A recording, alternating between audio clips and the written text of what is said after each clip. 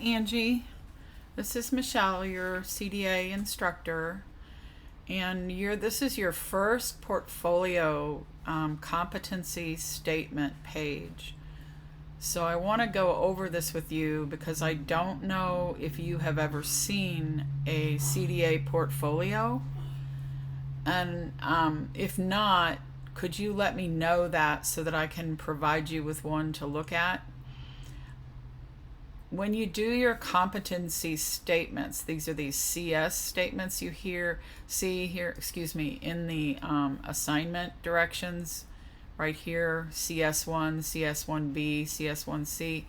So those are going in your binder that you will have at the end of your CDA process, and you'll put that together when you're done with all 8 modules. And I will be keeping your portfolio pieces in a file. And this is your first entry into that file. So I want to make sure it makes sense to you because it can be kind of confusing. So let me know if you've never seen a CDA binder and what they look like when they're done, because I want you to see that so it'll really help you understand what I'm saying here. So these competency statements are the way the CDA council, who will give you your CDA when you're done passing everything, judges whether you are competent. In other words, that you know what you're doing.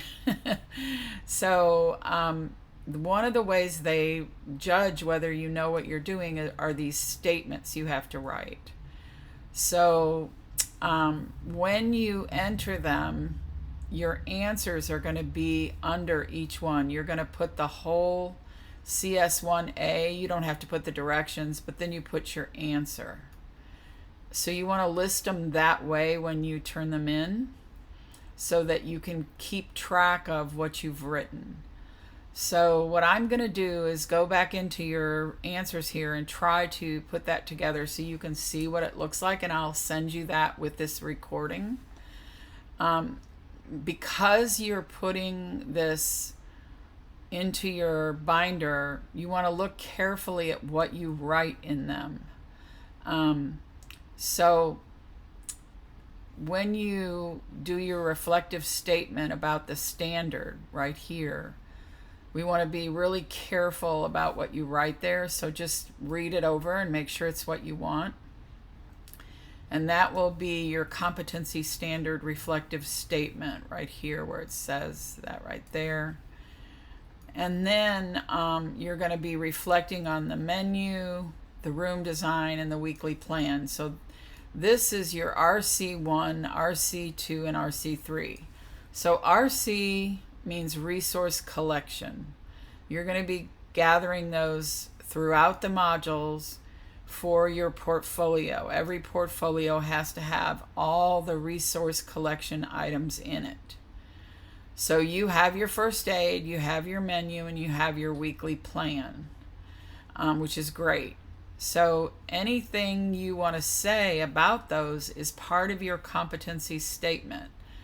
So you may want to think carefully about what you would change and why.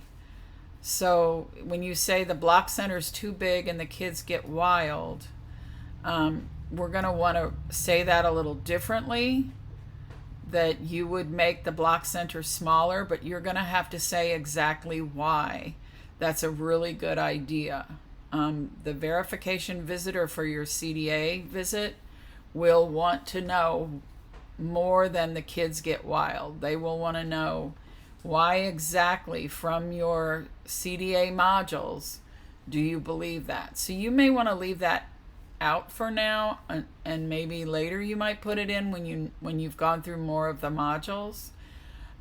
Usually block centers are actually supposed to be very, very big so that kids have plenty of room to build. So making them smaller is not usually something we would do, but I don't know how big your block center is, so maybe it is too big.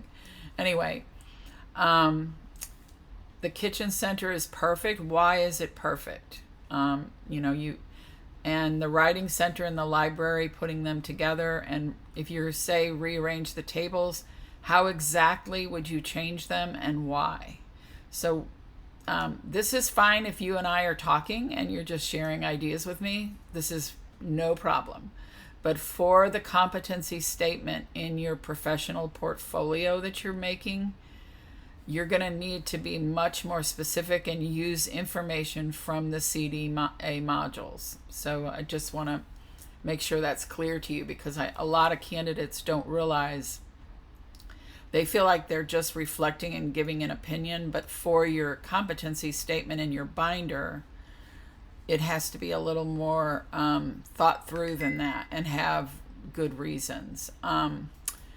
So that's something I wanted to point out to you, especially given that your weekly plan, you need to put where the teachers get their plans. I think you guys use Teaching Strategies Gold. So if that's what you use, then you just put that in there so that the visitor sees that. In terms of the menu, it's good. You say it comes from JCPS and then you go on about that. That's perfect. Okay, so I hope this helps. And again, do let me know if you've not seen a binder before for the CDA so that I can show you one. I can make a little video for you.